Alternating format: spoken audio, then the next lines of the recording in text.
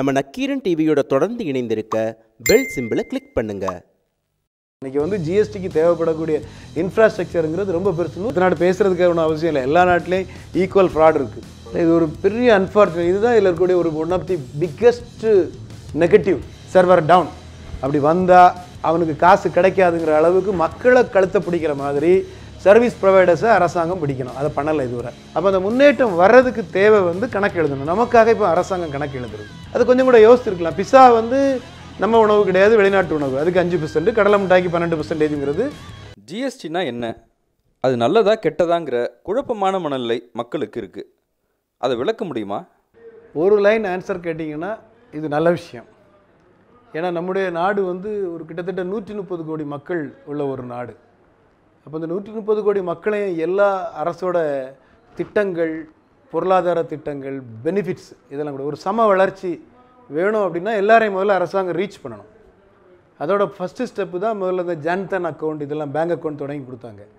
முதல்ல நம்ம நாட்டில் வந்து இதுக்கு முன்னாடி இதுவரை இந்த பெனிஃபிட்ஸ் சப்சிடி கொடுக்குறதெல்லாம் ரேஷன் கடையிலையும் அங்கேயும் கொடுத்துட்டு இருந்தாங்க. கேஸ் பார்த்தீங்கன்னா இப்போ கேஸ் வந்து 2 கோடி பேர் அந்த மானியம் வேண்டான்னு விட்டு கொடுத்துருக்காங்க.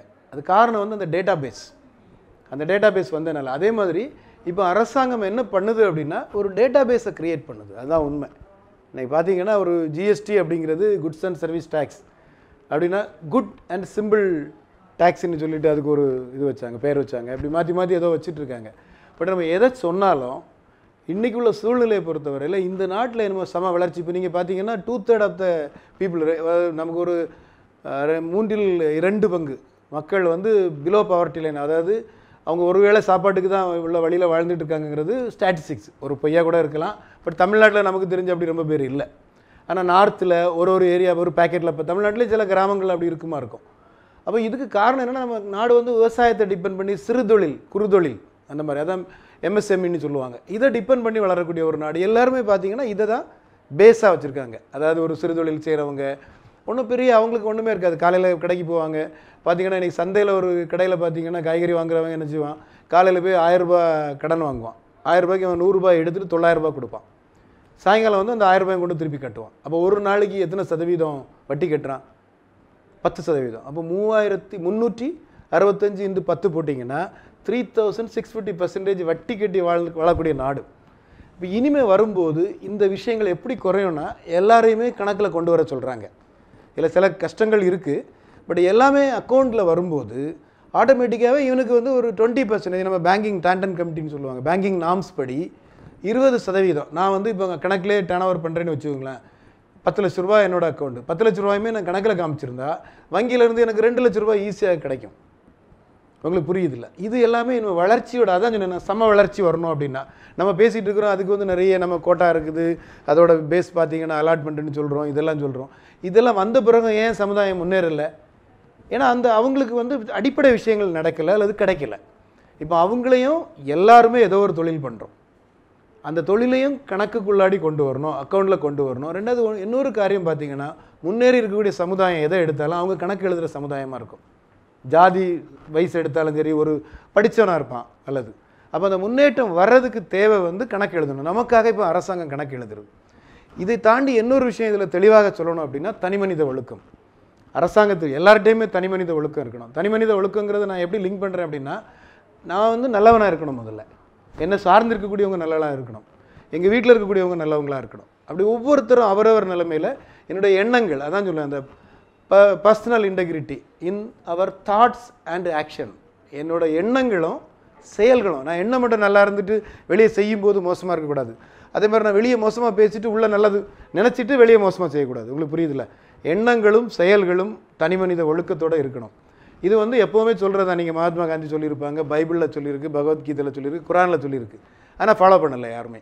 கொஞ்சம் பேர் பண்ணுவாங்க, பண்ணுறவங்க கஷ்டப்படுறான். நம்ம நாட்டில் வந்து இன்றைக்கி யோக்கியனாக இருக்கணும்னு நினைக்கிறதே கஷ்டங்கிற மாதிரி ஒரு ஸ்டேஜ் வந்துட்டு இருந்தது.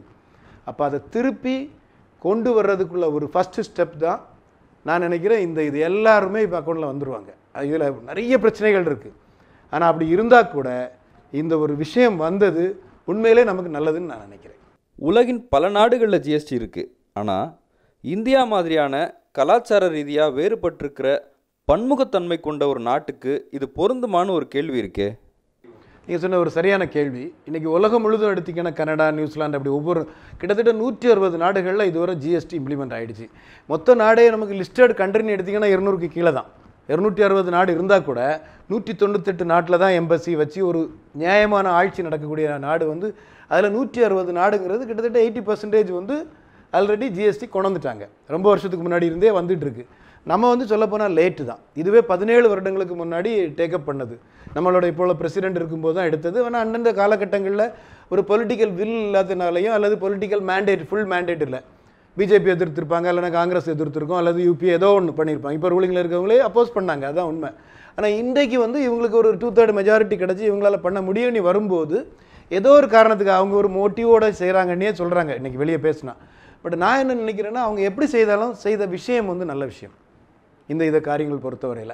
அப்போ உலகம் முழுதும் வந்து சில நாடுகளில் வந்து ஒரே ரேட் இருக்குது. இப்போ சிங்கப்பூர் எடுத்திங்கன்னா ஒரு ரேட் தான் இருக்கும். ஆனால் நம்ம கண்ட்ரிக்கு தக்கவாறு, நம்ம இந்தியாவுக்கு தக்கவாறு 5 ரேட் வச்சுருக்கிறோம். 0 இருக்குது, 5 இருக்குது, 12 இருக்குது, 18 இருக்குது, 28 இருக்குது. 0ங்கிறது இப்போ யாருக்கு வச்சுருக்குன்னா லிக்கருக்கும் பெட்ரோலுக்கும் வச்சுருக்காங்க. ஏன்னா அவங்க 2 பேருமே உள்ளே வரல இன்னும். அது எல்லாம் நிறைய ஸ்டேட் கவர்மெண்ட்டோட சாப்பாடே அந்த 2ல் தான் கிடைக்குது. கேரளா எடுத்திங்கனாலும் சரி, தமிழ்நாடு எடுத்திங்கனாலும் சரி. ஆனால் மற்ற விஷயங்களில் வந்து இது மேனுஃபேக்சரிங் ஸ்டேட் அப்படிம்பாங்க தமிழ்நாடு எடுத்திங்கன்னா. இதில் ஒரு சின்ன விஷயம் நாம் புரிஞ்சுக்கிட வேண்டியது என்ன அப்படின்னா, இதோட புரிதல் கோளாறு தான் எல்லார்ட்டையுமே. ஒரு 2-3 மந்த்ஸுக்கு இந்த குழப்பம் இருக்கும். ஏன்னா இது ஒரு பெரிய இன்ஃப்ராஸ்ட்ரக்சர் தேவைப்படுது. இன்றைக்கி வந்து ஜிஎஸ்டிக்கு தேவைப்படக்கூடிய இன்ஃப்ராஸ்ட்ரக்சருங்கிறது ரொம்ப பெருசு. 130 கோடி பேரையும் 1300 மில்லியன் நம்ம உலகத்தில் உள்ள லாங்குவேஜில் பேச போனால் 1300 மில்லியனுங்கிறது கிட்டத்தட்ட 20-23% ஆஃப் தி வேர்ல்டு பாப்புலேஷன் நம்ம கையில் இருக்கிறாங்க. நம்ம வந்து வச்சுருக்கிறோம் இந்தியாவில். அப்போ உலகத்தில் இருக்கக்கூடிய மொத்த நாடுகள், அந்த 260 நாட்டோட மொத்த இன்ஃப்ராஸ்ட்ரக்சரில் 20% நம்மகிட்ட இருக்கணும். ஒரு இந்தியாங்கிறது இடத்த வச்சு பார்த்திங்கன்னா ரொம்ப சின்ன நாடு. நீங்கள் இப்போ ஆஸ்திரேலியா எடுத்திங்கன்னா பெரிய சைஸ். அப்போ அங்கே பாப்புலேஷன் பார்த்திங்கன்னா நீங்கள் இப்போ நம்ம போயிருக்கும்போது பார்த்தா தெரியும், 1 கிலோமீட்டருக்கு ஒரு வீடு தான் இருக்கும். நம்ம வந்து இப்போ ஒரு வீட்டுக்குள்ளாடி 200 பேர் 300 பேர் வாழ்கிறோம். நீங்கள் பழைய காலத்தில் எடுத்திங்கன்னா 2 கிரவுண்டில் ஒரு வீடு இருக்கும், நல்லா இருந்தோம். இன்றைக்கி வந்து நம்ம அப்படி அவ்வளோ திக்லி பாப்புலேட்டட். அப்போ நம்ம கண்ட்ரியை பொறுத்தவரையில் இவ்வளோ பேருக்கும் இதை க்ரியேட் பண்ணுறது கொஞ்சம் கஷ்டம்தான். ஆனால் என்ன அரசாங்கம் இப்போ மத்திய அரசு என்ன செய்யணும், இதில் மாநில அரசுக்கு ரோல் கிடையாது. மத்திய அரசு இப்போ என்ன செய்யணும் அப்படின்னா, இதை சக்ஸஸ் பண்ணுறதுக்கு ஃபஸ்ட்டு அந்த பேக் போன் ஜிஎஸ்டிஎன்ங்கிறாங்க, ஜிஎஸ்டி நெட்வொர்க். இதை வந்து 2-3 பெரிய கம்பெனிக்கு கொடுத்துருக்காங்க. அப்புறம் சுபைதா ப்ரொவைடர்ஸ்னு ஜிஎஸ்பின்னு சொல்கிறாங்க, ஏஎஸ்பின்னு சொல்கிறாங்க. நிறைய பேர் டெக்னிக்கல் ஜார்கன்ஸ் இருக்குது. இவங்க எல்லாரையுமே அவங்க வந்து கவர்மெண்ட் இப்போ மக்கள்கிட்ட சொல்கிற மாதிரி, நீ டேக்ஸ் கட்டாடி உனக்கு பெனால்ட்டின்னு சொல்கிற மாதிரி ஒரு இண்டிவிஜுவலாக இப்போ என்னோடய சிஸ்டத்தில் நான் போடும்போது கம்ப்யூட்டர் ஹேங் ஆகுது, இப்போ நான் தட்டின உடனே ஹேங்னா அதிலே தெரிஞ்சிடும், சர்வர் டவுன். அப்படி வந்தால் அவனுக்கு காசு கிடைக்காதுங்கிற அளவுக்கு மக்களை கழுத்தை பிடிக்கிற மாதிரி சர்வீஸ் ப்ரொவைடர்ஸை அரசாங்கம் பிடிக்கணும். அதை பண்ணலை இதுவரை. நான் ஏன் சொல்கிறேன்னா 6 லட்சம் கம்பெனி தான் இந்தியாவில் இருக்குது. அதுக்கு மினிஸ்ட்ரி ஆஃப் கார்ப்பரேட் அஃபேர்ஸ்னு ஒன்று இருக்குது. நீங்கள் ஃபுல்லாக போய் பார்த்தீங்கன்னா பேன் நம்பர் ஏதோ ஒரு காரணத்தினால இப்போ காலையில் கொடுத்தா நமக்கு ஈவினிங் வந்து கம்பெனி ரெஜிஸ்டர் பண்ணி தரணும். ஈஸ் டு டூ பிஸ்னஸ்ன்னு சொல்கிறாங்க மத்திய அரசு. எல்லாமே கேட்குறதுக்கு நல்லா தான் இருக்குது, நல்ல விஷயம். அவங்க எண்ணங்கள் வந்து மிக அற்புதமான எண்ணங்கள். ஆனால் இன்றைக்கி பார்த்தீங்கன்னா ஒரு கம்பெனி ரெஜிஸ்டர் பண்ணி 10 நாளைக்கு நாங்கள் பண்ணுறோம், நம்ம ஆஃபீஸ்லேயே பண்ணுறோம். 10 நாள் ஆனாலும் கிடைக்க மாட்டேங்குது, வரல. எங்கே போய் முட்டுறதுன்னு தெரியல. முன்னாடி ரீஜனல் வைஸ் இருந்து, சென்னைக்குன்னு சொன்னால் சாஸ்திரி பவன் போனால் போதும், கர்நாடகான்னு சொன்னால் பெங்களூரில் உள்ள சாஸ்திரி பவன் போனால் போதும். எல்லா சாஸ்திரி பவனில் ரெஜிஸ்ட்ரார் கம்பெனிஸ் இருந்தது. இப்போ அதை சென்ட்ரலைஸ் பண்ணாங்க. இப்போ அதே மாதிரி தான் ஜிஎஸ்டியும் எங்கேயோ இருக்கும், யாருன்னு தெரியாது. இனிமேல் வந்து நம்ம மிஷின் கூட தான் டீல் பண்ண போகிறோம், மனிதர்கள் கிடையாது. நம்ம வந்து சிஸ்டத்தில் பேசணும், ஹலோன்னு சொல்லுவான், 100 தடவை ஃபோன் அடிக்கணும். இந்த பிரச்சனைகளை வந்து அரசு அட்டன் பண்ணணும். ஒரு தடவை ஃபோன் அடித்து எடுக்கலைன்னா அந்த service provider they should punish. அப்படி கொண்டு வந்தால் தான் இது வந்து ஒரு இந்த தனி மனித ஒழுக்கத்தை அரசாங்கம் இப்போ என்ன பண்ணுதுன்னா ஃபோர்ஸ்ஃபுல்லாக கொண்டு வருது. Forced personal integrity. அரசாங்கமே வந்து அவனை பனிஷ் பண்ணி கொண்டு வந்து நீ மரியாதை நடந்துக்கடா அப்படின்னு சொல்கிற மாதிரி பண்ணி இதை கொண்டு வர்றாங்க. இப்போ பார்த்தீங்கன்னா எல்லோரும் இப்போ கணக்கு எழுதி ஆகணும். கணக்கு எழுதும்போது முன்னேற்றம் வரும். 2 பைசா இருந்த இட்லிக்கு இப்போ 12 பைசா வருதுன்னா இன்புட் கிரெடிட் கிடைக்குது. இப்போ அரிசியே ஒரு பிராண்டட் அரிசி வாங்கினாங்கன்னா அவன் 5% கொடுக்கணும். இது ஒரு பெரிய நெகட்டிவ் தான். எப்படின்னா இப்போ என்ன இப்போது நீங்கள் கோதுமை மாவை வந்து வெறும் வெள்ளை கவரில் வச்சு கொடுத்தா அதுக்கு வந்து காசு கிடையாது, டேக்ஸ் இல்லை. ஆனால் அதே நீங்கள் அதுக்கு ஒரு அக்மார்க் வாங்கி எஃப்எஸ்எஸ்ஐ பெர்மிஷன் வாங்கி ஒரு ட்ரேட்மார்க் பண்ணி பேட்டன்ட் பண்ணி நீங்கள் கவர் பண்ணி கொடுத்தா குவாலிட்டி கூடுது. குவாலிட்டி கூடும்போது அதுக்கு 5 பைசா டேக்ஸ் கட்ட சொல்கிறாங்க.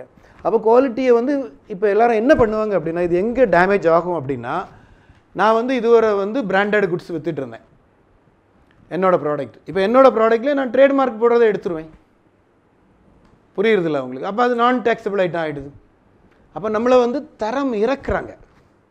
உங்களுக்கு புரியுறதில்ல. அது மாதிரி சின்ன விஷயம், இந்த கடலை மிட்டாய் ஒரு பெரிய பிரச்சனை, வாட்ஸ்அப்லலாம் அது சொல்லிட்டு இருக்காங்க.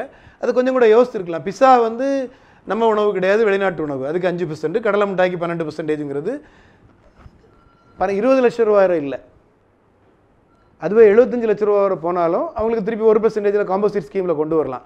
ஆர்குமெண்ட் என்ன சொல்கிறாங்கன்னா, அரசாங்கத்தில் நான் அன்றைக்கி நம்மளுடைய மந்திரி, காமர்ஸ் மந்திரி திருமதி நிர்மலா சீதாராமன் அவங்க கூட எனக்கு ஒரு ஆர்கியூமெண்ட் பண்ணுறதுக்கு ஒரு வாய்ப்பு கிடச்சி.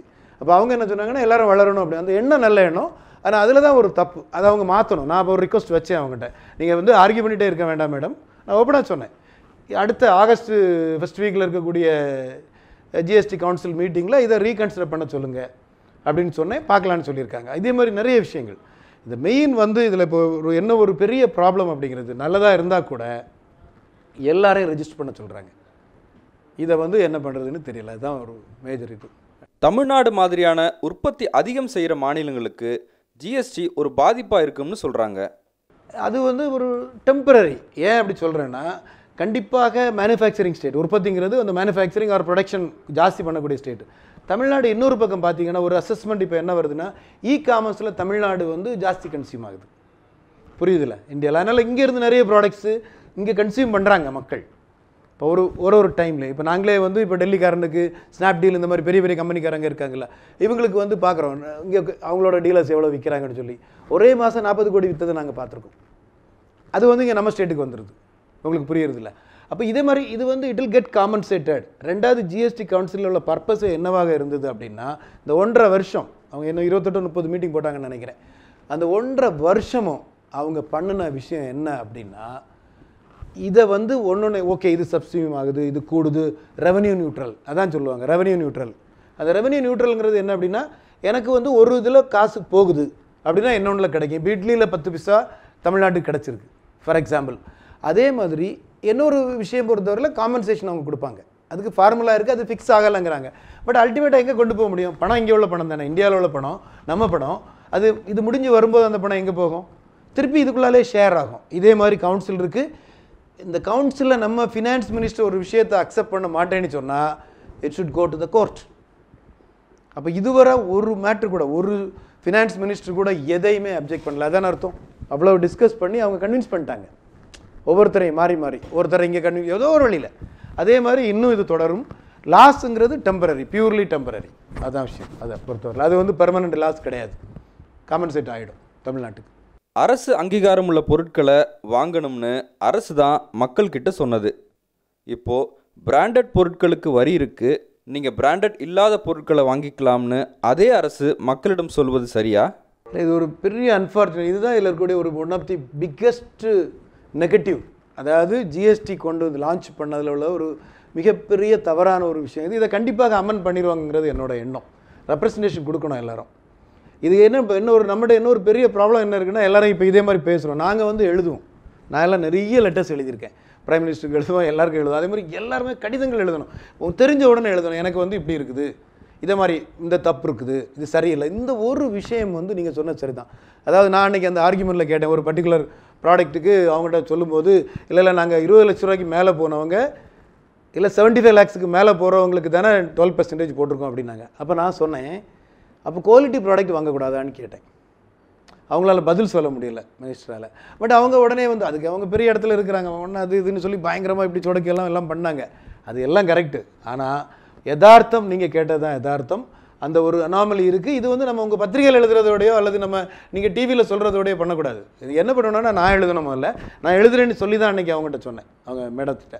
அதே மாதிரி மக்களும் சரி, அந்த இது சம்மந்தப்பட்ட ஸ்டேக் ஹோல்டர்ஸ்னு சொல்லுவாங்கள்ல, ஒவ்வொரு சிஐஐ இருக்குது, ஃபிக்கி இருக்குது, ஒவ்வொரு ட்ரேட் பாடிஸ் இருக்குது, மேனேஜ்மெண்ட் அசோசியேஷன்கள் இருக்குது. இவங்க எல்லாருமே இதை பற்றி எழுதணும்.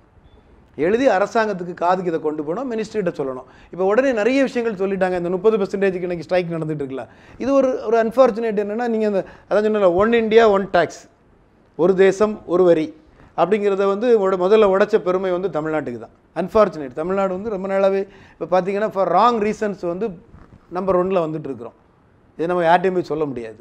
அன்ஃபார்ச்சுனேட். பண்ணியிருக்க வேண்டாம், அதுக்கு வேறு ஏதாவது யோசிச்சிருக்கணும். இவங்க இப்போ 30% ஒரு வரியை ஒரு லீகல் லூப்கோல் கண்டுபிடிச்சி முனிசிபாலிட்டி மூலமோ கார்ப்பரேஷன் மூலமோ சினிமா தேட்டரில் போடும்போது ஒரு 100 ரூபாய்க்கு டிக்கெட்டுக்கு 55 ரூபா டேக்ஸ் கட்ட வேண்டியது இருக்குது. அது வந்து மக்களை கொள்ளடிக்கிறேன். அது என்டர்டெயின்மெண்ட் அப்படிங்கிறது வந்து இன்றைக்கி அது என்டர்டெயின்மெண்ட்டுங்கிறது ஒரு மோசமான விஷயம் கிடையாது. இந்த சமுதாயம் பேலன்ஸ்டாக போயிட்டு இருக்கிறதுக்கே என்டர்டெயின்மெண்ட் ஒரு காரணம். நீங்கள் அது வேணும். நீங்கள் என்டர்டெயின்மெண்ட்டே இல்லாமல் ஒரு இது ஆகிட்டுன்னு வச்சுக்கலாம், மனுஷனுக்கு போர் அடிச்சிடும். முதல்ல 24 மணிக்கு வேலை செய்துட்டு இருக்க முடியுமா? புரியுதுல்ல உங்களுக்கு? இப்போ ஒரு ஸ்டூடெண்ட்ஸே ஒரு பெரிய அன்ட்ரஸ்ட் வரும்போது ஒரு சினிமாவுக்கு போயிட்டு வந்தாங்கன்னா அவனோட தாட் மாறும். புரியுதுல்ல? அந்த சினிமாங்கிறது ஒரு எளிய வழியில் கிடைக்கக்கூடிய ஒரு பொருள் மக்களுக்காக. மெரினா பீச்சுக்கு போயிட்டு வரதோ இல்லை இங்கே இப்போ கொஞ்சம் சினிமாவும் காஸ்ட்லி ஆகிடுச்சு, போனால் 1000 ரூபாயெல்லாம் போக முடியாதுன்ற மாதிரி ஆகிட்டாங்க பெரிய பெரிய தேட்டர் ஆக்கி. பட் இன்னும் கிராமங்களில் வந்து இது வரல. நம்ம சொல்கிற சிட்டியில் தானே இருக்குது மல்டிப்ளெக்ஸும் அதுவும் இதுவும். பட் கிராமங்களுக்கு வந்து இந்த என்டர்டெயின்மெண்ட் அப்படிங்கிறது ஒரு பெரிய காரியம். அதில் வந்து இவ்வளோ போட்டிருக்க வேண்டாம். இது சொல்ல போனால் இன்றைக்கி பெட்ரோலுக்கே பார்த்தீங்கன்னா 30 ரூபா தான் அடக்க விலைன்னு சொல்லி இப்போ ஒரு எஸ்டிமேட் போட்டிருக்காங்க. எல்லாருக்கும் தெரியாது. அப்போ 35 ரூபா வந்து அரசாங்க வரி தான். அப்போ இது குறையணும் அப்படின்னா அரசாங்கம். ஆனால் நான் நினைக்கிறேன் இனிமே மற்ற நாடுகளில் என்ன பண்ணியிருக்காங்கன்னா இந்த நிலைமை வந்து 25 வருஷம் முன்னாடி இன்ட்ரடியூஸ் பண்ணவங்க இருக்காங்க ஒவ்வொருத்தரும். இந்த நிலைமை வந்து கொஞ்சம் கொஞ்சமாக செட்டில் ஆகும்போது இனி குறையும். ஒருவேளை நாளைக்கு அரசாங்கம் எதுக்காக அந்த 0% வச்சுருக்காங்க அப்படின்னா நாளைக்கு வந்து எல்லாரையும் கன்வின்ஸ் பண்ணி லிக்கர் பெட்ரோல் இந்த ரெண்டையுமே உள்ளே கொண்டு வரும்போது நம்ம ஆக்டெலாம் அமெண்ட் பண்ண வேண்டியதில்லை. ஒரு சின்ன சர்க்குலர் போட்டு இந்த நோட்டிஃபிகேஷனில் இந்த ப்ரைஸை மாற்றிட்டா போதும். 20%, 28% ஃபார் டீசல் அப்படி சொல்லிட்டா இப்போ நம்ம எவ்வளோ கட்டுறோம்? 105% இப்போ கட்டிகிட்டு இருக்கிறோம். நான் ஒரு யதார்த்தமாக சொல்கிறேன். அதனால் அந்த இது வந்து பொறுத்தவரையில் இன்னும் போக போக அது வரும். அதான் விஷயம். அதில் நீங்கள் சொல்கிற மாதிரி தனி மனித ஒழுக்கத்தோட மக்கள் நடந்துக்கிட்டாலும் மக்கள் நலனுக்காக அரசு செயல்படுகிறதான்னு ஒரு கேள்வி இருக்கே, அதை பற்றி நீங்கள் என்ன நினைக்கிறீங்க? அது ஒரு ஜனநாயகத்தோட ஒரு அன்ஃபார்ச்சுனேட். நீங்கள் எல்லா நாடும் இப்போ சிங்கப்பூர் அங்கங்கே நம்ம ஒவ்வொரு நாடை எடுத்து அடுத்த நாடு பேசுகிறதுக்கு ஒன்றும் அவசியம் இல்லை. எல்லா நாட்டிலையும் ஈக்குவல் ஃப்ராட் இருக்குது. நம்ம இந்தியாவை மட்டும் நான் வந்து எனக்கு ஞாபகம் இருக்குது, டெல்லியில் ஒரு கான்ஃபரன்ஸில் நாங்கள் 1200 மெம்பர்ஸ் மைக்ரோ ஃபைனான்ஸ் கான்ஃபரன்ஸில் பேசிகிட்டு இருக்கும்போது 400 பேர் அப்ராட்லேருந்து வந்திருந்தாங்க, 800 பேர் இந்தியன்ஸ் இருந்தோம். அப்போ எடுத்த உடனே அப்போ தான் சத்தியம் ஸ்கேம் இந்தியாவில் நடந்தது. 7,800 crores அப்படின்னு சொல்லி ஒருத்தர் முதல்ல ஓப்பனிங் ரிமார்க் தொடங்கினார். அடுத்தால இன்னொருத்தர் பேசினார். வேற ஒரு புக்கு பப்ளிஷ் பண்ணியிருக்காங்க, இந்தியாவில் வந்து you cannot do business, you have to pay bribe அப்படின்னாரு. அப்போ இது சொல்லி பார்த்தீங்கன்னா அந்த மூடே அந்த ஒரு பெரிய கான்ஃபரன்ஸ் எனக்கு ஞாபகம் இருக்குது, ஹோட்டல் அசோக் பிளேஸில் அவ்வளோ பெரிய ஒரு பயங்கர டைனமிக் கான்ஃபரன்ஸில் ஓப்பனிங் ரிமார்க் இப்படி நெகட்டிவாக வந்த உடனே எல்லாருமே அதை ஃபாலோ பண்ணி இந்த முன்னேர் போகிற வழி பின்னேர் போகிற மாதிரி எல்லாருமே அதை பேஸ் பண்ணி பேச தொடங்கினாங்க. அப்போ நான் வந்து இதாக இருக்கிறேன் டெலிகேட். நான் உடனே மைக் எடுத்துகிட்டு நான் பேசினேன். எனக்கு ஃபஸ்ட்டு பிரேக் கிடச்ச உடனே நான் ஃபோர்ஸிபிளாக எடுத்து பேசினேன். நான் சொன்னேன் அன்றைக்கி தான் யூஎஸில் வந்து 99வது பேங்க் விழுந்திருந்து, 99th பேங்க்ரப்சி. அங்கே வந்து தோத்தவன் திருப்பி வாழலாம். நம்ம இந்தியாவில் வந்து இதுவரை இருந்த ப்ராப்ளம் என்னென்னா யாராவது தோத்துட்டாங்கன்னா அவனுக்கு நம்ம சமாதி கட்டிடுவோம், அவன் திருப்பி வரவே முடியாது, வர முடியாத மாதிரி ஆக்கிடுவோம். ஆனால் யூஎஸில் அப்படி தான் சொல்கிறாங்களே, இன்றைக்கி ட்ரம்ப் வந்து 4 தடவை பேங்க்ரப்சி கொடுத்தவர்னு சொல்லி பேசுகிறாங்களே, அவரோட 4 கம்பெனி. அப்படிப்பட்ட ஒருத்தர் வந்து பிரசிடென்ட் ஆஃப் அமெரிக்கா வர முடியுது. ஆனால் நம்ம நாட்டில் எங்கே வர முடியாது? கார்ப்பரேஷன் கவுன்சிலராக கூட வர முடியாது. ரூல்ஸ் அப்படி இப்போ தான் first time bankruptcy and insolvency act கொண்டு வந்திருக்காங்க. ஸோ ஒன்றுன்னா இப்போ வந்துட்டு இருக்குது. அதனால் இந்த விஷயங்கள் பொறுத்தவரையில் ஜெயிக்கிறவன் தோக்குறவங்கிறத விட நியாயமான முறையில் கொண்டு போனால் எந்த பிரச்சனையும் வராதுங்கிறத என்னோட எண்ணம். ஜிஎஸ்டியில் இருக்கிற நெகட்டிவ் விஷயங்கள்னால் நீங்கள் எதை சொல்லுவீங்க? இன்றைக்கி ஒரு பெரிய எனக்கு ரொம்ப ஒரு வருத்தப்பட்ட விஷயம் வந்து நான் நேற்று சொல்லும்போது அவங்க மினிஸ்டர்கிட்ட சொல்லும்போது சொன்னேன், மல்டிநேஷ்னல் கம்பெனிகள் வந்து 20 லட்சம் ரூபாய்க்கு கீழே உள்ளவங்களையும் 20 லட்சம் ரூபா வரை ரெஜிஸ்டர் பண்ண வேண்டியதில்லை. இது நான் மக்களுக்கு புரிஞ்சுக்கிறேன், நான் நம்ம பார்க்கக்கூடியவங்களுக்காக சொல்கிறேன். 20 லட்சம் ரூபாய்க்கு கீழே டர்ன் ஓவர் இருந்தால் ரெஜிஸ்ட்ரேஷன் தேவையில்லை. இல்லை அவங்க விரும்புனாங்கன்னா 75 lakhs வரை 20லேருந்து 75 லட்ச ரூபா வரை ரெஜிஸ்டர் பண்ணி காம்போசிட் ஸ்கீம் இன்புட் கிடைக்காது. ஆனால் நம்ம கட்டுறது 1% டேக்ஸ் கட்டினா போதும். ட்ரேடராக இருந்தால் இப்போ ஒரு பெட்டி கடைக்காரர் இருக்காருன்னா 1% டேக்ஸ் கட்டினா போதும். அப்படியே வந்து ஹோட்டலுக்கு வந்து 5% கட்டினா போதும், 75 லட்ச ரூபா வரை. மேபி முன்னா மாதிரி 24 லட்சத்துக்கு 1%, 48 லட்சத்துக்கு 2% இருந்தது. அதை வேணும்னா நம்ம ரிக்வஸ்ட் பண்ணி யாராவது குறைக்க சொல்லவோ ஏதாவது செய்யலாமா இருக்கும். ஆனால் இன்றைக்கி எங்களுக்கு ஒரு கிளைண்ட்டு ரொம்ப ஒரு சாதாரண பிரிண்டர், நல்லா புரிஞ்சுக்கிடுங்க. அவருக்கு வந்து எப்படின்னா அவர் ஒரு தனி மனுஷன், ஒரு இந்த மிஷின், ஒரு டேபிள் டாப் ஆப்செட் மிஷின் வச்சு அவரே போட்டு ஏதோ பண்ணிகிட்ருக்காரு. போர்ட் ட்ரஸ்ட்டுக்கு ரெகுலராக கொடுத்துட்ருக்காரு. மாதத்துக்கு அவருக்கு ஒரு 25,000 ரூபாய்க்கு ஆர்டர் கிடைக்கும். இந்த லெட்டர் கேட்டு பிரிண்ட் பண்ணி தர்றது, விசிட்டிங் கார்டு பிரிண்ட் பண்ணி தர்றது. அவருக்கு வந்து இன்றைக்கி ஜிஎஸ்டி நாங்கள் ரெஜிஸ்டர் பண்ணி கொடுத்துருக்கக்கூடாது. பட் அவர் என்ன சொல்கிறாருன்னா, சரி இது எனக்கு வராட்டி எனக்கு வாழ்க்கையே இல்லை, புரியுதுல்ல உங்களுக்கு? அப்போ ஒரு 3 லட்ச ரூபா டிரான்சாக்ஷன், வெளியே ஒரு 3 லட்ச ரூபா 6 லட்ச ரூபா பண்ணக்கூடிய ஒருத்தர் போர்ட் ட்ரஸ்ட் யாரோடது? நம்ம கவர்மெண்ட் ஆஃப் இந்தியாவுக்குள்ளது. அப்போ நம்ம வந்து எளியவனுக்கு பிழைக்கிறதுக்குள்ள வழியை நம்ம எடுக்கிறோம். இந்த இடத்துல தான் அரசாங்கம் வந்து கொஞ்சம் பெரிய மனுஷத்தனமாக நடக்கணும். ஜிஎஸ்டி மூலமாக மக்களுக்கு ஏற்படுகிற குழப்பங்களை சரி செய்ய அரசு என்ன செய்யணும்? இன்னொரு ப்ராப்ளம் என்னென்னா, மக்கள் என்ன செய்யணும் அப்படின்னா, இப்போ பொதுமக்கள் எதுவாக இருந்தாலும் விலையை இன்னைக்கு கூட்டியிருக்காங்கன்னு தெரிஞ்சால் பில்லு வாங்காமல் கொடுக்கக்கூடாது. நான் சொல்ல உங்களுக்கு புரியுதில்ல? இப்போ வாட்டருக்கு வந்து இன்றைக்கி கொண்டு எங்கள் கடையில் எங்களுக்கு சப்ளை பண்ணுறவர் வந்து 5 ரூபா கூட்டணும் அப்படின்னு சொன்ன உடனே என்ன அப்படின்னு பில்லு கொடுங்கன்னா 3 ரூபா வந்து அவங்களுக்கு கொடுக்குறவன் சொல்லியிருக்கான். தண்ணி தட்டுப்பாடில் இருக்குது. இப்போ பிரச்சனை எங்கே வருது அப்படின்னா, அவர் பில்லு தரக்கு ரெடியாக இருக்கார், ஆனால் தண்ணி தட்டுப்பாடில் இருக்குது. சார் அவன்கிட்ட நான் 3 ரூபா தரமாட்டேன்னு சொன்னால் எனக்கு போடாமல் போயிடுவான், நான் என்ன பண்ணுறேன் அப்படிங்கிறான்.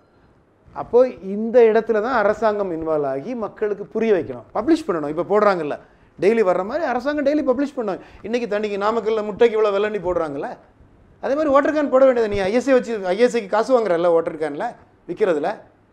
ஸோ அப்போ அரசாங்கம் என்ன செய்யணும்னா இதை மக்களுக்கு தெரியப்படுத்தணும். எந்த பொருளுக்கு இப்போ இட்லிக்கு காசு வாங்குறாங்க அப்படின்னா, ஏற்கனவே சரவணபவன் மாதிரிப்பட்ட கடைகளில் அவங்க ஏற்கனவே இந்த 2 டேக்ஸும் கட்டிட்டு தான் இருக்காங்க.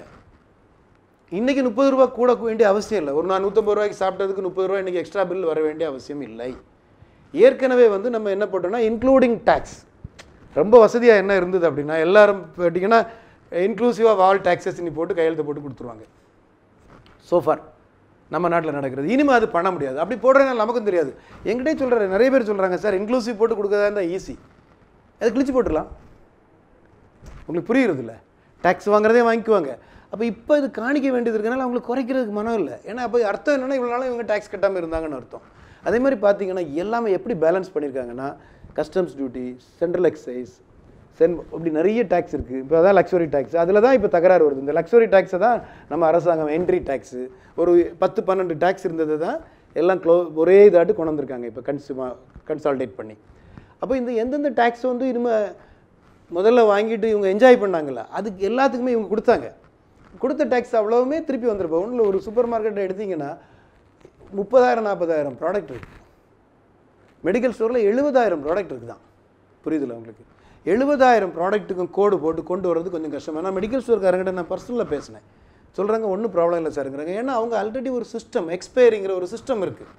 இப்போ இதில் யாருக்கு கஷ்டம் அப்படின்னா, இதுவரை எதுக்குலேயுமே ஃபிட் ஆகாதவங்க இருக்காங்கல்ல, அவங்களுக்கு தான் இது கஷ்டமான ஒரு விஷயம். அதே மாதிரி நியூஸ் பிரிண்ட் 5% டேக்ஸ் போட்டிருக்காங்க. இதுவரை முன்னாடி ஒரு தடவை இருந்தது. அப்போ ஹிந்து என்ராம் சார் தலைமையில் வந்து ஒரு பெரிய டீமாக சேர்ந்து பெரிய ஃபைட் பண்ணாங்க. ஏன்னா பத்திரிகை துறைங்கிறது வந்து இன்றைக்கி படிப்பு குறைஞ்சிக்கிட்டே இருக்குது. பிரிண்டிங் டெய்லி வந்து பத்திரிகையை வீக்லி வாங்கி படிக்கிறதெல்லாம் பழைய காலம் மாதிரி இல்லை. ஏன்னா யங்ஸ்டர்ஸ் எல்லாம் வந்து இப்போ நெட்டில் பார்த்துடுறாங்க. தமிழே படிக்கிறாங்கன்னா கூட நெட்டில் படிச்சிருவாங்க. அப்போ அந்த பத்திரிகை துறையை வந்து இந்த 5%ங்கிறது அஃபெக்ட் ஆகும். அது யாராவது நான் இன்றைக்கி 1-2 பேர்கிட்ட பேசினேன். பட் அதில் யாருமே சேர்ந்து எதுவும் செய்யலை. அதை செய்திருக்கணும், அதை செய்து அதை கேட்கணும். இனிமேல் அந்த 5%ங்கிறது அந்த துறையை அஃபெக்ட் பண்ணும். அது மாதிரி ஒவ்வொரு துறையிலையும் அஃபெக்ட் ஆகிறது. காட்டன் எடுத்தீங்க அப்படின்னா 5%, பாலியஸ்டருக்கு வந்து 12%. ஆனால் பாலியஸ்டருங்கிறது டெரிகாட்டன் பாலியஸ்டர்னு சொல்கிறது வந்து காட்டன் மிக்ஸ்டு தனியாக, அது கிடையாது. பாலிஸ்டர் கிடையாது. 100% பாலிஸ்டர் கிடையாது. 2% காட்டன் மிக்ஸ்லேருந்து 98% காட்டன் மிக்ஸ் வரை இருக்குது. 2% பாலிஸ்டர் மிக்ஸ். இது அப்போ இந்த ப்ராடக்ட்டுக்கு ஹையஸ்ட் கொடுக்கணுங்கிறாங்க, ரேட்டு 12% கொடுக்கணுங்கிறான். அப்போ காட்டனே 75% சேர்த்துட்டு 12% ஏன் கொடுக்கணும்? இப்போ ஒரு டிரான்ஸ்போர்ட்ஸ் இருக்குது, டிரான்ஸ்போர்ட்டுக்கு 12% அந்த மெட்டீரியல் ஃப்ரீயாக இருந்தால் 12% அவன் எல்லாத்துக்கும் சேர்த்து போடணுங்கிறான் இன்வாய்ஸ். இதே மாதிரி நிறைய அனாமலி இருக்குது, சின்ன சின்ன. பட் நான் என்ன சொல்கிறேன்னா, இதுக்காக நம்ம இந்த ஸ்கீமை எதுக்க வேண்டிய அவசியம் இல்லை. இந்த ஸ்கீம் திட்டம் நல்லது, எல்லாருக்கும் புரிய வைக்கணும். கண்டிப்பாக கஷ்டம், நீங்கள் வந்து ஒன்றும் ஈஸி கிடையாது. ஆனால் அதுக்கு 100 பேர் வந்து இப்போ ஃப்ரீ ஆகிட்டு சாஃப்ட்வேர் வந்து முதல்ல சொன்னாங்க, நாங்கள் பேசும்போதோட ஒருத்தருக்கு 1 லட்ச ரூபா அப்படின்னாங்க. நாங்கள் ஒரு 1 மந்த்துக்கு முன்னாடி, லாஸ்ட் மந்த் சொன்னாங்க 25,000 அப்படின்னாங்க லாஸ்ட். இந்த இப்போ இன்றைக்கி காலையில் பார்த்தீங்கன்னா ஃப்ரீ, 1 வருஷத்துக்கு நான் ஃப்ரீ தரேன்னு சொல்லிட்டானே. இன்றைக்கி அவன் ஃப்ராடு வைக்கிறது என்ன வேணால் பண்ணிட்டு போட்டோம், சாஃப்ட்வேர் காசு வேணான்ட்டான்ல. ஸோ அது அவனுக்கு வேறு ஏதாவது ஒரு பெனிஃபிட் இருக்குமா இருக்கும், எதுக்கு நமக்கு ஃப்ரீயாக தரணும்? புரியுதில்ல? 2 டெலிஃபோன் லைனும் இதுவும் கொடுத்து ஃப்ரீயாக கொடுக்குறேன்னு சொல்லி இன்றைக்கி அட்வர்டைஸ் பண்ணிட்டு இருக்காங்க. அப்போ சாஃப்ட்வேர் மக்களை ரீச் ஆகிடுச்சுல, உங்களுக்கு புரியுதில்ல? இப்போ அரசாங்கம் இனியும் செய்ய வேண்டியது பேக் போன் நெட்வொர்க். நெட்வொர்க்கில் எந்த சிஸ்டத்துலேயாவது ஹேங் ஆச்சுன்னால் அதுக்கு இன்னொரு ப்ராப்ளம் இருக்குது நம்ம மக்கள்கிட்ட. அவங்ககிட்ட கேட்டால் என்ன சொல்லுவாங்கன்னா, எல்லாருமே அன்ஆத்தரைஸ் சாஃப்ட்வேர் வாங்கி வச்சுருக்காங்க அப்படிம்பாங்க. நீங்கள் ஃப்ரீயாக ப்ரொவைட் பண்ணி கொடுங்க. இப்போ எங்கள் சிஏ இன்ஸ்டியூட்லேருந்தே கொடுத்தாங்க. வந்து மைக்ரோசாஃப்ட்டுக்கு வந்து 750 ரூபாய்க்கு கொடுத்தாங்க சாஃப்ட்வேர். சொல்ல உங்களுக்கு புரியுறதில்ல. ஒரு சிஏ இன்ஸ்டியூட் கூட மைக்ரோசாஃப்ட்காரங்க ஒரு அக்ரிமெண்ட் போட்டு, அப்போ சொல்ல வேண்டியது நீ ஜிஎஸ்டி ரெஜிஸ்டர் பண்ணுற எல்லாருக்கும் மைக்ரோசாஃப்ட்டை ஃப்ரீயாக கொடுக்க சொல்ல வேண்டியது தானே. அவங்க ரீசன் இதை சொல்லுவாங்க, நீ வந்து அவன் சாஃப்ட்வேர் வந்து போட்டிருக்கிறது ஃப்ராட் சாஃப்ட்வேர் அப்படிம்பாங்க, இல்லை பைரேட்டட் அப்படிம்பாங்க. நான் இது எல்லாத்தையுமே அரசாங்கம் இனிமேல் கவுண்டர் பண்ணணும், ஒன்றா கவுண்டர் பண்ணணும். எங்கேயாவது ஒரு இடத்துல இது ஹேங் ஆச்சுதுன்னா அங்கே ஹேங் பண்ணிடுவோங்கிற பயம் எப்போ வருதோ அப்போ அந்த ஸ்கீம் சக்ஸஸ் ஆகும்.